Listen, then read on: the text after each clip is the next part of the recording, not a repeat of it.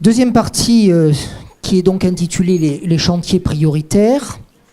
On va faire à peu près la même chose que tout à l'heure, bien sûr, avec des questions différentes, une approche différente et forcément d'autres réponses. Bernard Chalandard, président de Codélia, coopérative d'élevage et d'insémination animale. Alors, si mes informations sont exactes, vous présidez une coopérative de taille modeste qui est en train de fusionner avec une autre coopérative ou qui a d'ores et déjà fusionné, qui est en train de fusionner.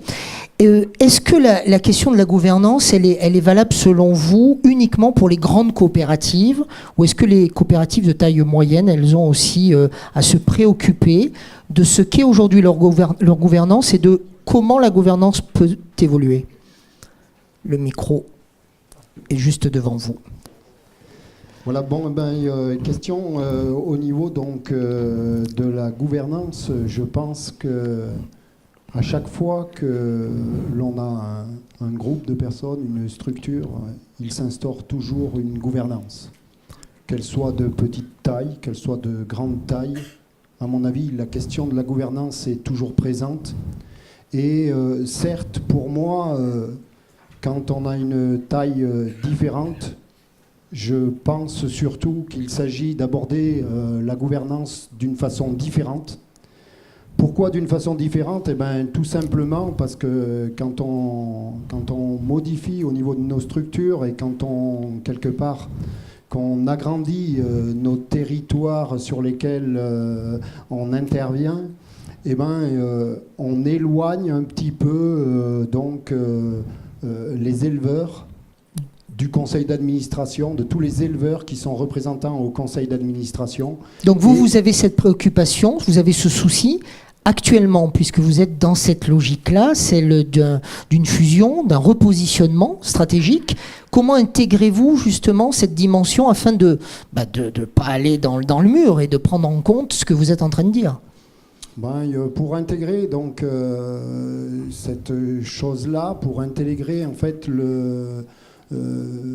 que l'on s'éloigne un petit peu, je dirais, quelque part de nos adhérents, eh ben, on est obligé, je pense, de modifier plusieurs choses. Et la première importance, je crois, est de bien communiquer. Il faut bien communiquer. Dès le départ ? Dès le départ, bien sûr. Ça rejoint un peu, pardon, je vous interromps, ça rejoint un peu ce que disait M. Lacombe tout à l'heure, je ne sais pas où il est, M. Lacombe, tout à l'heure, quand il disait qu'il avait fait un tour de France pour que les adhérents adhèrent, en fait, et puis fassent évoluer aussi le projet. C'est ça la communication réussie selon vous ? La communication réussie, celle-là en fait partie, mais la communication, c'est beaucoup de choses. La communication, c'est toute la communication que l'on peut faire par l'intermédiaire des courriers. C'est toute la communication que l'on peut faire au travers de différents mails, au travers de différentes réunions.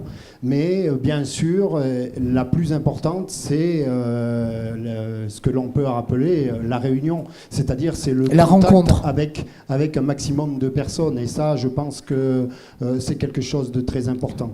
Mais la communication, pour moi, est quelque chose de vraiment global. Et on ne peut pas réussir la communication avec un seul point. Il faut réunir tous les points de communication. Alors, la question initiale, M. Chalandard, c'était les aspects réussi d'une gouvernance, d'une meilleure gouvernance au moment d'une transition ou d'un repositionnement. Vous avez donc parlé de la communication. Est-ce que pour vous, il y a d'autres vecteurs incontournables, indispensables à cette réussite ? Bien sûr qu'il y a d'autres points qui sont incontournables, à mon avis, au niveau de cette réussite. C'est en fait quand on apporte des modifications, quand on fait grandir des structures, quand on augmente son territoire d'activité, on modifie beaucoup de choses. On tâche moyen, je dirais, d'avoir un directeur compétent. On s'entoure de cadres qui ont des activités très, très spécifiques, qui sont, je dirais, très performants dans leur domaine. Et par rapport à ça, je crois également qu'il ne faut pas oublier je dirais, d'embaucher et de s'entourer de quelqu'un pour justement travailler cette gouvernance. Je pense que c'est également important parce que on a tendance peut-être à Mais quelqu'un, pardon, je vous interromps, quelqu'un du même monde que vous, qui a les mêmes préoccupations, ou quelqu'un qui n'aurait rien à voir au départ avec le domaine agricole? C'est pas forcément quelqu'un qui n'a rien à voir avec le monde agricole. C'est pas forcément quelqu'un qui connaît parfaitement le monde agricole non plus. C'est quelqu'un qui est capable, je dirais, de gérer ses problèmes de gouvernance et quelque part de créer du lien sur un territoire, qui est capable d'animer des réunions, qui est capable de faire réfléchir les gens et de leur faire prendre conscience de tous ces problèmes de gouvernance. Donc communication, compétence des dirigeants en fait. Ouais. Est-ce que vous voyez un autre point essentiel? Je pense aussi qu'il faut faire en sorte, par rapport à ça également, de faire en sorte que tout le monde s'investisse dans cette coopérative. Quand je dis tout le monde, c'est le conseil d'administration, c'est les salariés, mais c'est aussi tous les adhérents qui travaillent avec la coopérative. Parce que quelque part, si on n'arrive pas, on a parlé tout à l'heure de coop à section par exemple, si on arrive, ou ça peut être vrai pour une AG également, mais dans notre cas c'est une coop à section, et si on n'arrive pas dans nos assemblées de section à faire se rencontrer un grand nombre d'éleveurs, eh bien, on les coupe d'une communication qui est très, très importante. Et à partir de là, quelque part, c'est la gouvernance qui est rendue plus difficile. Donc, ce que vous êtes en train de nous dire, en tout cas moi je le perçois ainsi, c'est que grâce à cette transition technique que vous êtes en train de vivre à travers votre structure, vous vous repositionnez sur les attentes également de vos sociétaires. Bien sûr. C'est très important de se repositionner sur les attentes des sociétaires. La seule différence, c'est que quand on augmente notre territoire, quand on a des zones qui sont, je dirais, de plus en plus grandes, les attentes des sociétaires peuvent être de plus en plus différentes. Et c'est là-dessus qu'il faut, quelque part, qu'on arrive à vraiment partager avec tous nos sociétaires, avec la totalité des éleveurs adhérents, pour pouvoir quelque part traiter leurs problèmes et répondre spécifiquement à chaque zone. Encore deux questions, M. Chalandard. Quelle place pour une coopérative dans une union de coopératives, précisément? Alors la place d'une coopérative dans une union de coopératives, pour moi, elle est, je dirais, assez simple, puisque ce sont des administrateurs qui sont élus pour aller donc siéger au regroupement de coopératives. Et donc, par rapport à ça, c'est chaque administrateur qui fait, je dirais, qui donne une place à sa propre coopérative. Donc, bien sûr, quand il est à l'union de coopératives, il doit faire en sorte que sa coopérative soit bien représentée. C'est une chose, c'est peut-être la première, mais pour moi, c'est certainement pas la seule. Car une union de coopératives, je pense que si on veut qu'elle fonctionne, il faut, je dirais, faire preuve d'un grand respect et savoir par rapport à ça, je dirais, faire en sorte que tout le monde puisse s'y retrouver. Si on crée des outils communs, c'est pour qu'ils bénéficient à tout le monde. Et à partir de là, il faut toujours savoir être modérateur et que les propos que l'on porte puissent, je dirais, servir le plus grand nombre. Une question, ce sera la dernière en ce qui vous concerne, une question qui me traverse l'esprit. Moi, j'ai le sentiment que j'ai devant moi non pas un agriculteur, mais un président au sens du métier présidentiel. Est-ce que vous n'êtes pas en train de changer de métier, vous, mais également tous les présidents de coopératives et quelque part tous les administrateurs? Est-ce que vous n'êtes pas en train d'inventer des nouveaux métiers? Alors, certes, de prime abord, on pourrait penser que par la complexité des dossiers que l'on a à traiter au sein d'une coopérative, par rapport au temps que l'on est obligé d'engager au sein de la coopérative. Oui, de prime abord, on pourrait penser que ça peut devenir un métier, mais... ça vous fait peur? Est-ce que la question vous embarrasse? Non, du tout. Pas du tout, la question ne m'embarrasse pas. Est-ce qu'il faut que votre fonction devienne un métier? Non plus, je ne pense pas. Est-ce qu'elle aurait tendance à devenir un métier? Elle n'a pas tendance, je voudrais pouvoir... Oui, non, mais j'ai entendu le message de la salle, mais je pose les questions qui doivent être posées. Elle n'a pas, pour moi, elle n'a pas à devenir un métier. Elle n'a pas, je vous l'ai dit, on peut avoir tendance à le penser par rapport à l'implication que ça demande et par rapport à la complexité des dossiers. Néanmoins, mon premier métier, c'est éleveur. C'est celui que j'ai choisi. C'est dans la continuité de mon métier que je me suis engagé au sein de la coopérative, parce que la coopérative est bien une suite de nos exploitations.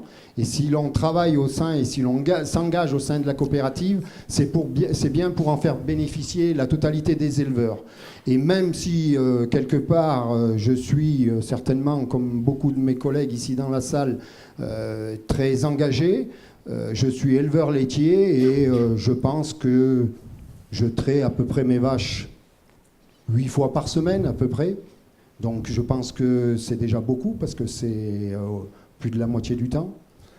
Et que quelque part, si le salaire que je pourrais avoir pour exercer ce que vous pouvez appeler un certain métier... En tout cas votre fonction? Voilà, ma fonction n'était pas par conviction et pour rendre, je dirais, un petit peu tous ces choses, faire avancer un petit peu tout le système coopératif, je ne le ferai pas pour ça. C'est uniquement par conviction, quoi. Et est-ce que exercer votre fonction vous amène à regarder autrement votre métier de base, initial? Mais bien sûr.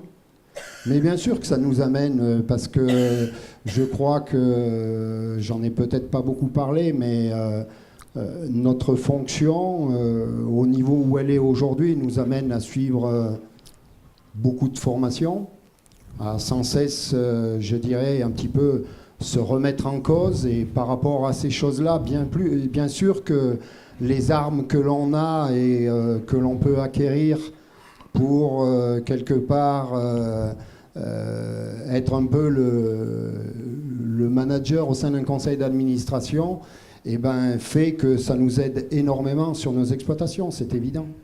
Merci d'avoir répondu aux questions, même si elles étaient sous forme de mitraillettes et un peu hachées, mais je crois que vous avez quand même pu dire plein de choses. Pascal Gou, pardonnez-moi, tout à l'heure j'ai mal prononcé votre nom. Un avis sur le référentiel, vous êtes président de Coop de France. Non, pardon. Oui, non, excusez-moi.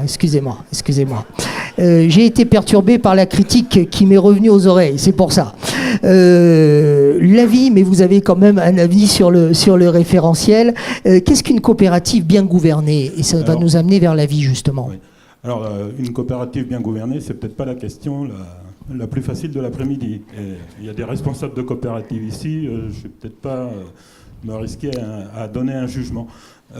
Quand on parle de gouvernance, ça renvoie aussi à la gouvernance des États. On peut faire un parallèle. Peut-être pour simplifier, je dirais que la bonne gouvernance, à mon sens, repose sur 3 piliers. D'abord, ça a été dit lors de la première table ronde, c'est déjà la capacité à définir et mettre en œuvre des stratégies pertinentes. Et je crois que quand on parle de coopérative bien gouvernée, ça va au-delà de la coopérative bien gérée. C'est-à-dire c'est une coopérative déjà qui réussit ses impératifs économiques, qui réalise la mission pour laquelle elle a été créée, au service des associés coopérateurs, mais dans le respect des principes coopératifs qu'a évoqué Chantal tout à l'heure. Donc, au-delà de la bonne gestion, de la stratégie pertinente, à mon sens, il y a 2 aspects qui doivent être pris en compte pour pouvoir définir une coopérative bien gouvernée. D'abord, c'est le respect des règles et des institutions. C'est-à-dire qu'une coopérative, ça fonctionne selon des statuts. Et je trouve que dans le monde de la coopération agricole, on a un petit peu tendance à faire de la flagellation sur les statuts de la coopération. On considère ça comme un carcan parfois. On parle des contraintes statutaires. Or, c'est des règles de fonctionnement qui sont les garantes du fonctionnement démocratique. Pour vous, elles sont nécessaires, ces règles? Elles sont nécessaires et moi, j'y vois même un espace de liberté, pour tout dire. C'est comme, je compare parfois la gouvernance Être libre dans un cadre défini. Exactement. Les dirigeants, pour avoir une vision des perspectives sur l'avenir de la coopérative, doivent avoir un minimum de connaissances sur le volume d'activité fait avec les associés coopérateurs, choses qui sont définies dans les statuts. Sinon, c'est un petit peu, justement, la porte ouverte, ça entre, ça sort, on ne sait pas trop ce qui se passe et il devient difficile d'établir des stratégies. Donc, à mon sens, le respect des règles est quelque chose d'important, mais ça se cultive, ça s'entretient, etc. Et le troisième pilier sur lequel repose la gouvernance coopérative ou la bonne gouvernance, je pense que c'est le deuxième principe coopératif, qui, au-delà d'un associé, une voix, peut s'exprimer aussi, selon les termes, contrôle démocratique. C'est-à-dire en quoi les associés coopérateurs peuvent, en Assemblée générale, exercer un réel contrôle démocratique. Mais ça suppose beaucoup de choses, parce que quand on est dans une coopérative de la taille de Sodial, de la Cavac, de l'Imagrin, peut-être à moindre échelle de Codélia, on a des coopérateurs qui viennent en Assemblée générale une fois par an, à qui on présente un rapport d'activité, des comptes consolidés, des comptes combinés, et on leur demande rapidement de porter un jugement, de voter. Et donc, si on n'a pas un minimum de connaissances, d'implication, de formation sur le fonctionnement de la coopérative, ça devient un exercice un petit peu compliqué. Et donc, je pense que, voilà, stratégie pertinente, respect des institutions, respect des règles, c'est-à-dire un pouvoir représentatif robuste, et contrôle démocratique réel, à mon sens, voilà les éléments qui peuvent constituer, alors, si ce n'est les règles d'une bonne gouvernance, au moins des conditions pour une bonne gouvernance coopérative. Alors on va revenir encore quelques instants, on va rester sur votre avis concernant le référentiel qui est au cœur de nos échanges depuis le début de l'après-midi. En quoi la révision coopérative peut-elle justement se saisir des réflexions qui sont dans ce référentiel, ou des pistes de réflexion? Alors là, je vais parler sous le contrôle des réviseurs qui sont dans la salle. La révision, à l'origine, donc elle est réalisée tous les 5 ans dans les coopératives pour s'assurer de la conformité du fonctionnement de la coopérative aux règles dont je parlais tout à l'heure. Et en discutant avec un réviseur ce matin, pour me mettre un petit peu au courant sur la question, on a échangé sur le fait que de plus en plus, la révision porte, au-delà du respect des règles, justement sur les questions de gouvernance. Et toutes les questions et toutes les conditions qui permettent de renforcer la gouvernance coopérative dans tous ses aspects. Donc fonctionnement du conseil d'administration, contrôle par les associés coopérateurs, équilibre entre les 3 pouvoirs qui sont décrits dans le référentiel. Et donc je pense que la révision a déjà établi des éléments qui permettent de définir des indicateurs qui permettent de définir ce que peuvent être des règles de bonne gouvernance. On a des éléments dans le référentiel.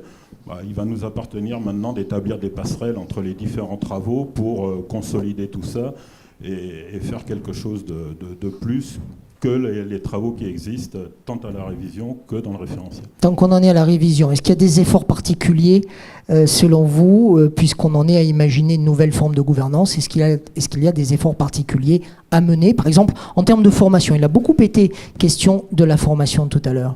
Alors je ne suis pas sûr qu'il faille élaborer une nouvelle forme de gouvernance. Il faut renforcer les pratiques de gouvernance actuelles. Chantal a expliqué tout à l'heure comment la gouvernance coopérative fonctionnait.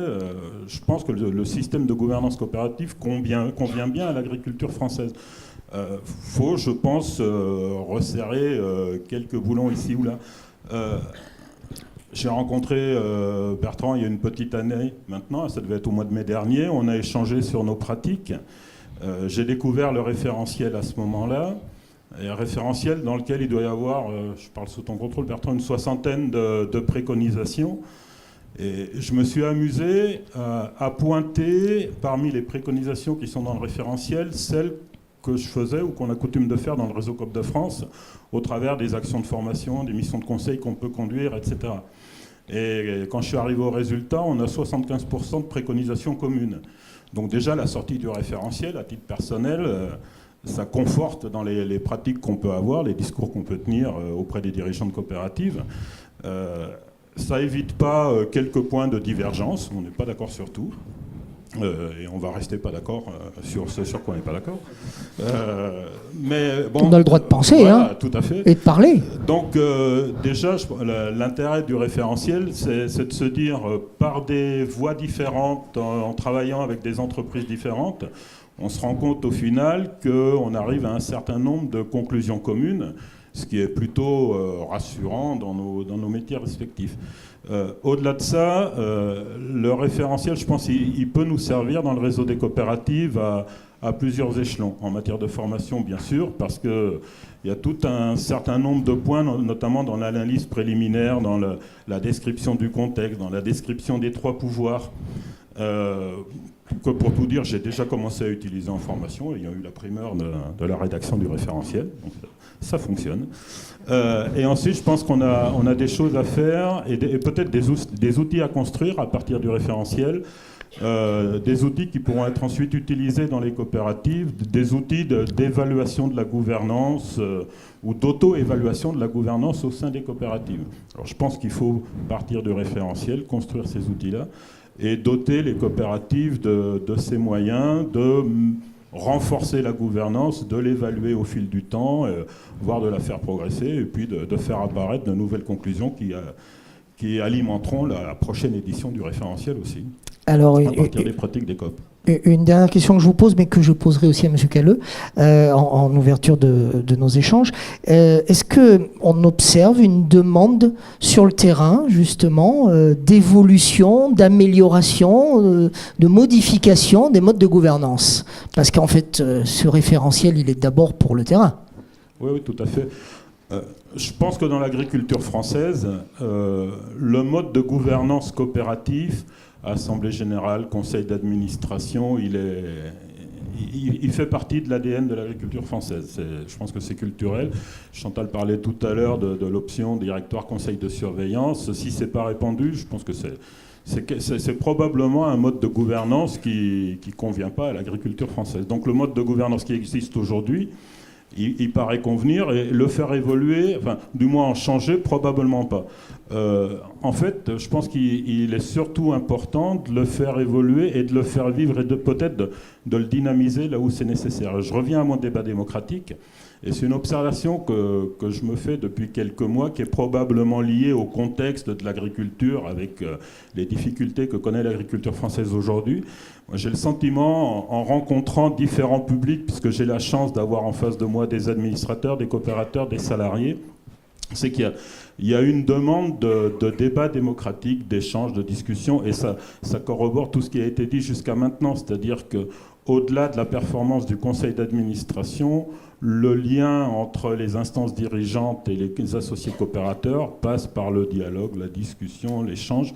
Et je pense, mais c'est vraiment une impression un petit peu impalpable, que les coopérateurs aujourd'hui, ils ont plus envie de parler, de s'exprimer, que d'écouter la parole qui va venir expliquer la stratégie depuis le siège de la coopérative. Donc je pense qu'il y a vraiment un besoin de dialogue et de ce fait de participation à la gouvernance coopérative par la vitalité du débat démocratique. Et juste un petit dernier point.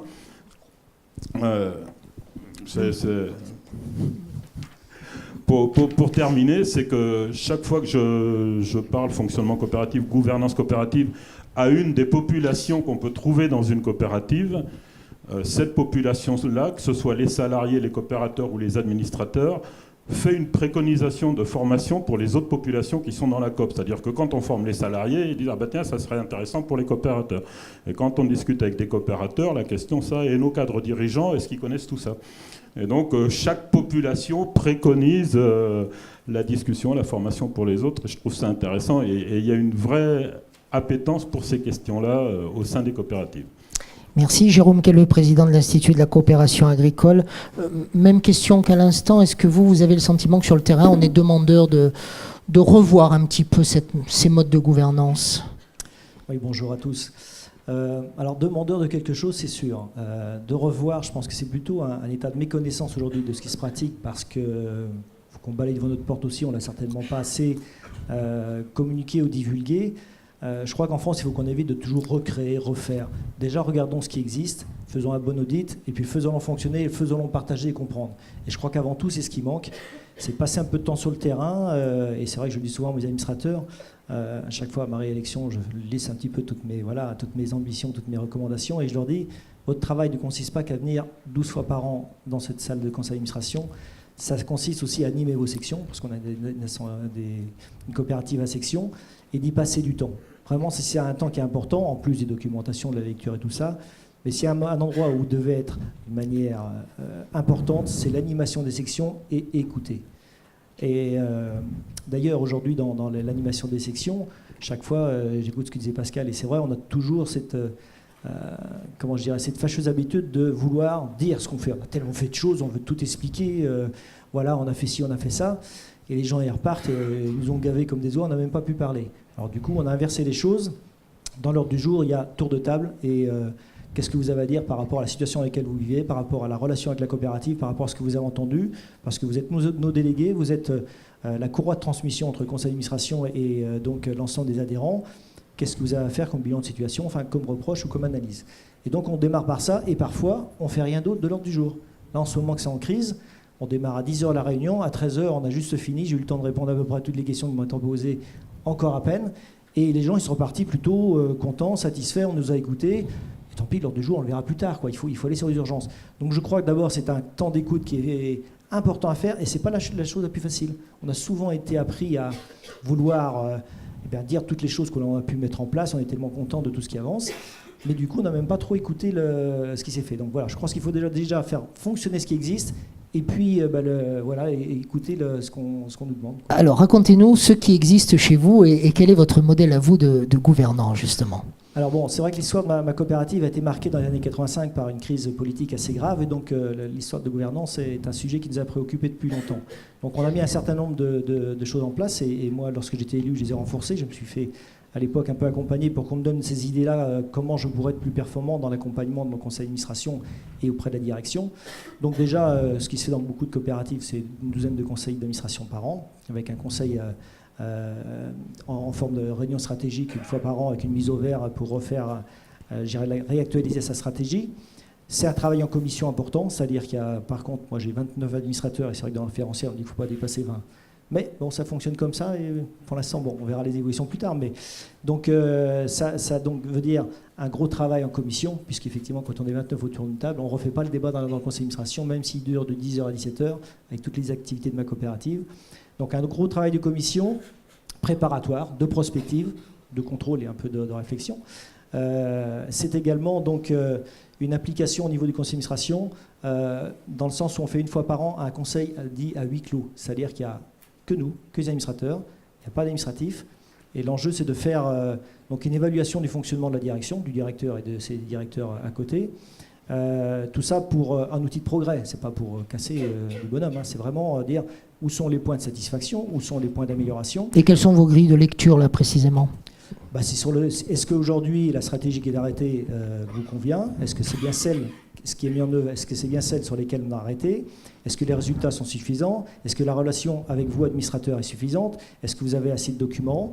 Est-ce qu'aujourd'hui l'approche avec le sociétariat vous paraît correcte et tenir compte aujourd'hui des attentes? Enfin, voilà, un certain nombre de choses de travail, de relationnel même avec les administrateurs, puisque dans les commissions, donc, il y a un travail en binôme. Chaque membre du bureau porte une commission avec un directeur d'activité. Donc, est-ce que le fonctionnement de ce binôme vous correspond bien? Voilà.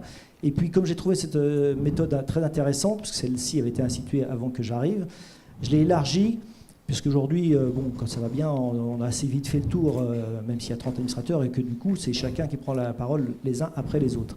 Mais j'ai trouvé ça intéressant dans le sens où j'ai étendu donc au fonctionnement même de la gouvernance, enfin d'ailleurs du fonctionnement du conseil d'administration et avec moi, avec mes relations. Et donc c'est de l'auto-évaluation, c'est-à-dire que c'est permettre aux administrateurs dans une salle de se dire s'il est satisfait aujourd'hui de la manière dont est managé, est-ce qu'ils ont un temps de parole suffisant, est-ce qu'ils ont des documents de manière suffisante, voilà, sur un certain nombre de choses aujourd'hui. Et donc c'est un temps aujourd'hui qui est très apprécié des administrateurs, parce que là on se lâche, quoi, une fois par an. Voilà, donc ensuite, Il y a un certain nombre de choses qui, je pense, se prévalent dans toutes les coopératives, c'est d'aménager des temps de convivialité. Ça, c'est aussi très important. Et donc, on organise tous les 3 ans une sortie, on va dire, on joint l'utile et l'agréable avec un voyage où on fait de la découverte des nouvelles agricultures ou des nouvelles idées ou des nouveaux domaines économiques. Et puis partager ce temps entre administrateurs, parce que quand vous avez des tensions vives sur des débats qui doivent aller jusqu'au bout, parce que je dis aux administrateurs, quand vous êtes dans cette salle de conseil, à l'intérieur, tout peut se dire. On doit même tout se dire. Mais rien ne doit sortir. Mais rien ne doit sortir. Mais par contre, vous devez respecter les opinions différentes des autres, parce qu'on grandit avec les différences, et je pense qu'on s'enrichit des différences des autres. Mais pour ça, ça exige que les gens se connaissent et se respectent. Et quand vous avez passé 8 jours ensemble, et quand vous avez des petits nouveaux qui sont arrivés, qui ne connaissent pas les autres, et qu'ils ont pratiqué, ils ont parlé, qu'est-ce que tu fais, toi, chez toi, comment tu vis, comment tu... Enfin, voilà. Connaît intimement la personne, c'est beaucoup plus facile d'aller profondément dans les relations, quitte des fois à monter un peu sur ses grands chevaux et, je dirais, quelque part à bousculer son collègue, mais après, on va aller boire un coup ensemble, ça va aller bien, on se connaît. Donc, ça permet une liberté d'expression totale de ces genres de moments de convivialité. Une question que je posais tout à l'heure à M. Chalandard, et je vous la pose aussi à vous. Est-ce que vous avez l'impression que votre fonction est un métier ? Alors, métier, c'est vraiment le métier de base qui est le mien, c'est celui d'agriculteur, comme Bernard, exactement. Je pense que c'est absolument pour ça que nous avons eu des motivations pour aller, je dirais, trouver les moyens et les ressorts de faire évoluer nos propres exploitations. C'est une évolution de mon métier, c'est une autre facette de mon métier. Voilà, c'est en complémentarité de mon métier de base. C'est vrai que c'est complètement différent, mais ça vient quand même en prolongement. Il y a déjà des grandes similitudes. Et puis je dirais aussi, quand on pose la question, parce que première des choses pour recruter un nouvel administrateur, c'est déjà de faire un entretien préalable. Donc quand je connais quelqu'un... Comme un entretien d'embauche ? Alors, ce n'est pas des entretiens d'embauche, c'est des entretiens de candidature. Ça dépend du nombre d'administrateurs qui a renouvelé. Cette année, par exemple, l'année dernière, j'en ai pas fait un seul. L'année d'avant, j'en ai fait 3. Et donc, dans ces 3, je viens avec la charte de l'élu. On a fait une charte de l'élu dans la coopérative. Droit, devoir et donc moyens pour faire remplir son travail. Et donc, on discute de ce que j'attends de lui, de ce qu'il va avoir à faire. Avant, donc ça je pense aussi un temps important pour que l'administrateur, quand il vienne, il sache à quoi s'en tenir. Et puis après, je fais aussi également des entretiens administrateurs, mais à la fin du mandat, faire un bilan de son mandat. Est-ce qu'il veut reconduire? De quoi a-t-il besoin pour continuer? Veut-il demain gravir des échelons? Et donc les formations que je propose. Voilà, il y a tout un parcours sur lesquels, donc, quand il rentre au niveau des conseils d'administration, il sait au préalable qu'il faut gravir les marches. Il y a la formation de base quand on rentre. Il y a une formation après intermédiaire, il y a une formation après dite un peu supérieure. Voilà, il y a plusieurs créneaux, mais il sait de toute manière qu'il y aura un parcours obligatoire de formation à suivre durant sa carrière d'administrateur. Les questions embarrassantes, mais quand on parle de nouvelles manières d'envisager la gouvernance, on peut aussi poser ces questions. Est-ce qu'il vous arrive de mettre un terme ou d'attendre la fin d'un mandat pour ne pas renouveler un administrateur qui aurait envie quand même d'être renouvelé? Et est-ce qu'après ce premier entretien auquel vous faisiez allusion tout à l'heure, même si un administrateur est d'accord avec ce que vous lui avez dit, vous apercevez peut-être qu'il ne sera pas à la hauteur, et là vous le laissez partir à d'autres... En 15 ans de présidence, ça m'est arrivé une fois, un entretien. Bon, je savais que j'allais en terrain un peu compliqué, parce qu'à chaque fois je prends des renseignements quand même un petit peu avant d'aller rencontrer la personne, et effectivement j'ai vu qu'il n'avait pas le profil. Et là, il faut passer un petit peu de temps pour faire comprendre et utiliser beaucoup de moyens pour dire... Mais vous vous donnez le droit de refuser? Je le propose pour lui dire, tu auras du mal à passer ta candidature, je sens que ça ne va pas correspondre à l'ensemble des délégués que je connais dans ta situation. J'utilise des mots un peu pédagogiques pour faire comprendre qu'il va pas forcément... Il va aller à des difficultés à se faire élire. Voilà, c'est un peu... vous faites déjà de la politique, hein, en fait. Oui, des fois. Ça m'est arrivé qu'une fois, mais je vous avoue que j'ai quand même mouillé ma chemise et sué quand même. C'était un peu compliqué. Et donc il a compris, il a eu peur d'aller à l'élection et de ne pas se faire élire, et donc il n'y est pas allé. J'ai utilisé un peu ce ressort-là. Et une autre fois, par contre, ça m'est arrivé, ou plus bien 2 d'ailleurs, en cours d'entretien de fin de mandat.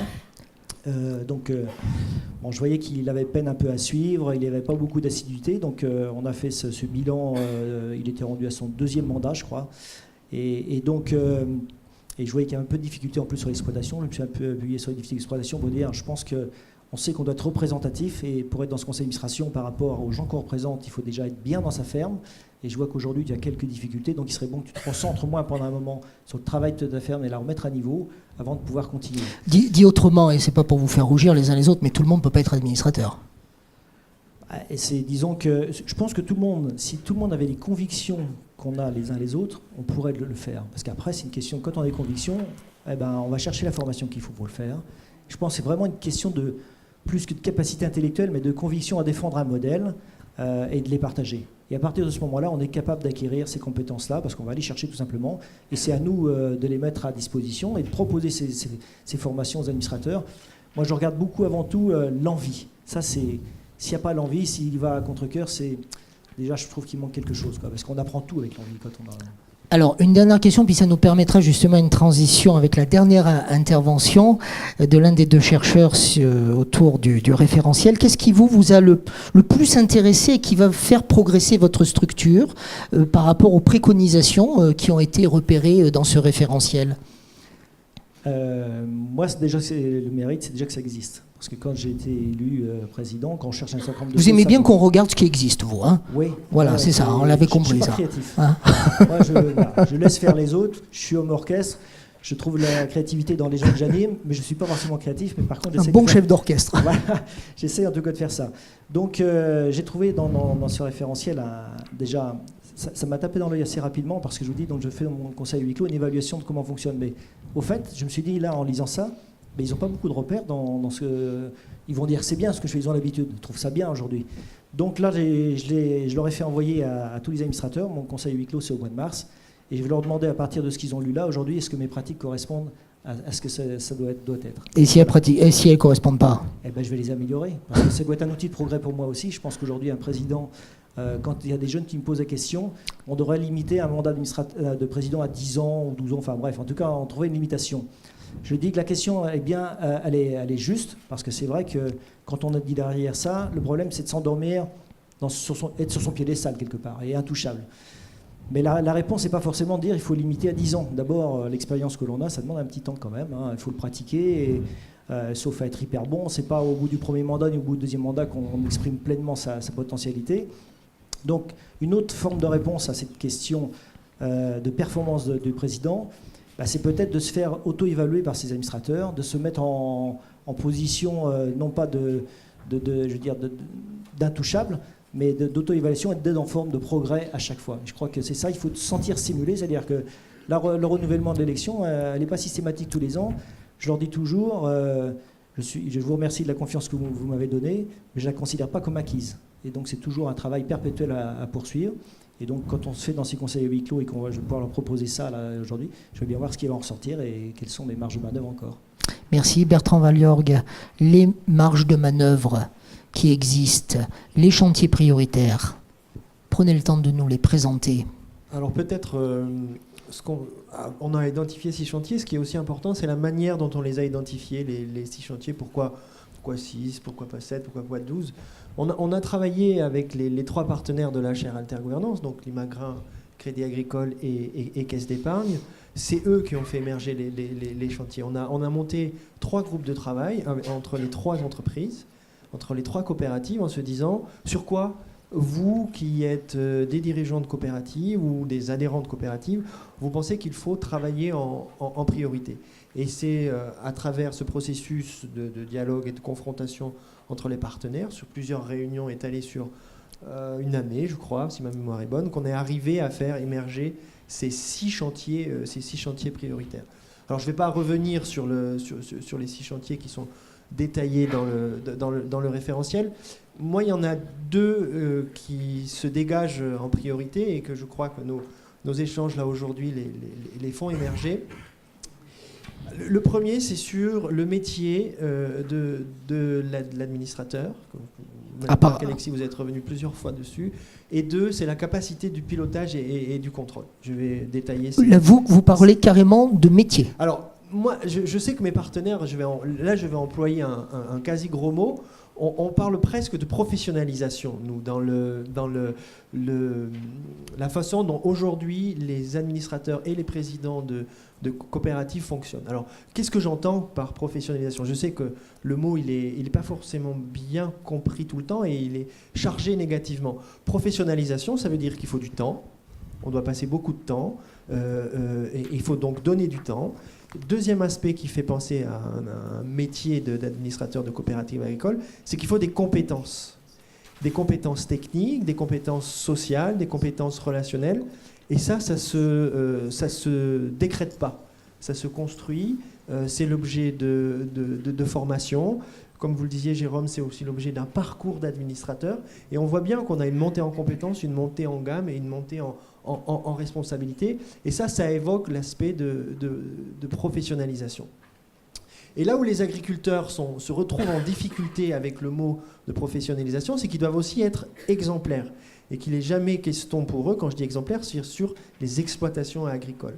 Et il n'est pas question pour un agriculteur d'abandonner sa ferme, d'abandonner ses cultures. Il doit aussi être comme ses pairs, en fait, comme ses pairs agriculteurs. Et il doit avoir des structures agricoles qui sont performantes. Et ça aussi, ça demande du temps, ça demande de l'investissement.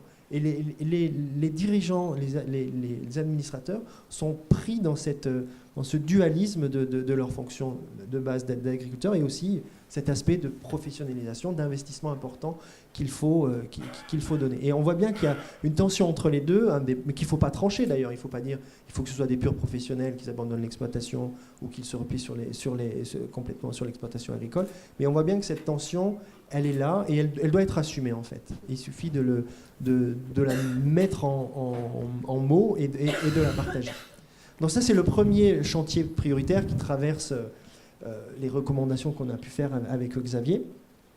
Et puis le deuxième, c'est l'effet taille. L'effet taille quand la coopérative grandit, quand la coopérative s'internationalise et quand la coopérative se diversifie. Et là, d'abord, ça renforce le temps que les administrateurs doivent passer dans le suivi, le pilotage de la coopérative. Et il faut aussi inventer des nouveaux outils, je pense, des nouveaux dispositifs qui permettent, sans faire le tour du monde toute l'année aux agriculteurs et aux administrateurs, ça n'a aucun sens de fonctionner comme ça. Il faut qu'on équipe, qu'on organise la coopérative pour qu'elle soit portable politiquement, pour que les administrateurs soient en capacité de suivre ce qui se passe sur les différentes filiales dans les différents pays. Et ça, c'est des chantiers, alors c'est pas la priorité des priorités, mais c'est des choses qui ressortent assez souvent dans les débats qu'on a pu avoir avec nos adhérents, avec nos partenaires et les différentes lectures aussi qu'on a pu faire sur la gouvernance des entreprises. Sur ces deux chantiers, selon vous prioritaires, il faudrait se baser sur quel socle ou sur quel levier pour les faire vraiment exister? Bon, moi je suis assez... Je trouve qu'il y a déjà il y a des outils, il y a des structures et des institutions qui sont là. Les conseils de section, les assemblées de section, l'assemblée générale, le conseil d'administration, c'est des choses qui existent et il ne faut pas essayer de réinventer à chaque fois de nouvelles façons de gouverner. Il y a des institutions qui sont là. Après, on peut les animer différemment. On a des outils d'information, de partage de l'information qui peuvent aider là. Et puis aussi, on a des outils de reporting qui peuvent être très puissants. En management, on a quelque chose qui s'appelle le Balance Scorecard, qui est un outil de pilotage, qui est un outil qui permet de faire remonter de l'information et très rapidement d'avoir un panorama de ce qui se passe. Il est basé sur quels critères, cet outil? Non, mais un Balance Scorecard, c'est un outil de pilotage qui se base sur les principaux indicateurs de performance d'une entreprise et qui croise ces indicateurs avec les principales parties prenantes de l'entreprise, les clients, les salariés, les fournisseurs. Et très rapidement, avec un outil comme celui-ci, l'administrateur peut comprendre ce qui se passe sur une filiale, même si cette filiale est en Israël. Si l'outil est bien préparé, bien animé, l'information remonte très vite. Donc on a les structures et puis il faut des nouveaux outils qui permettent de faire remonter de l'information et de donner une capacité de décision aux administrateurs. Voilà comment ça s'articule. Les institutions de la gouvernance et des nouveaux outils qui permettent plus d'informations et une décision plus rapide.